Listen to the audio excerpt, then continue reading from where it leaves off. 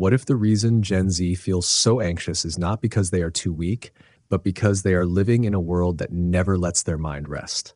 Not a world that is simply stressful, a world that is always watching, always comparing, always notifying, always expecting. And the scary part is this: a lot of Gen Z anxiety does not look dramatic. It looks like procrastination, overthinking, doom scrolling, wanting success badly but feeling exhausted before even starting. In this video, we are talking about something people rarely say out loud, the psychology of Gen Z anxiety. And no, this is not just being sensitive. This is what happens when a generation grows up with constant digital pressure, social comparison, and a brain that never gets to fully switch off.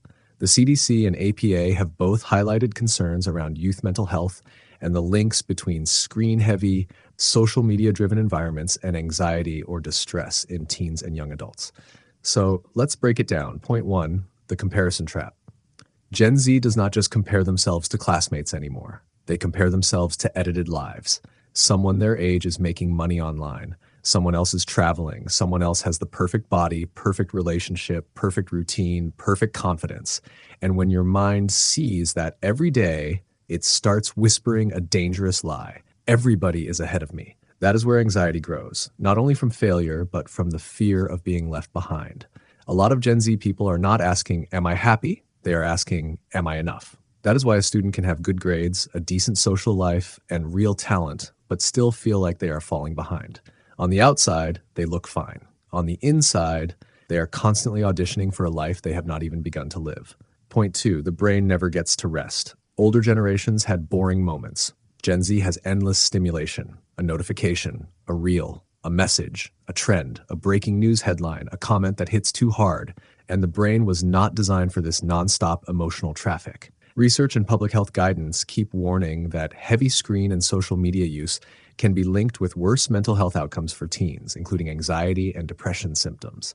That does not mean technology is evil. It means the nervous system needs silence the way lungs need air. If your mind is always consuming, it never learns how to settle. Ask yourself this: when was the last time you were alone with your thoughts and did not immediately reach for your phone? By the way, if this kind of deep psychology content helps you understand yourself better, subscribe now, because we make videos that go beyond surface level motivation and into what is actually happening in the mind. Point three, the pressure to figure life out fast. Gen Z is being told to find purpose early, earn early, heal early, glow up early, and become that person early. That pressure creates a hidden fear. If I'm still confused, I am already behind.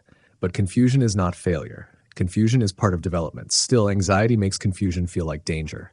This is where one of the most powerful lines from Viktor Frankl becomes relevant. Between stimulus and response, there is a space. That space is where your power returns, because anxiety tells you to react instantly. Growth tells you to pause. The loneliness behind the performance. Here is something people do not talk about enough. Gen Z is very connected, but often deeply lonely. They know how to post, they know how to reply, they know how to look okay, but looking okay is not the same as feeling okay. Søren Kierkegaard said, "Anxiety is the dizziness of freedom." That quote hits hard because Gen Z has more choices than many generations before them, but also more fear, more options, more identities, more paths, more pressure to pick the right life. And that freedom can feel beautiful one moment and terrifying the next. William James put it simply, the greatest weapon against stress is our ability to choose one thought over another. That is not about pretending everything is fine. It is about teaching the mind not to obey every panic signal. So maybe Gen Z anxiety is not a sign that this generation is broken. Maybe it is a sign that they are overloaded. Too much noise, too much comparison, too much pressure, too little stillness. And maybe the real solution is not becoming harder, but becoming more honest, more grounded, and more present. Because the moment you stop measuring your life against everyone else's highlight reel, you finally get to hear your own voice again. What part of this feels the most real to you right now? Drop your thoughts in the comments.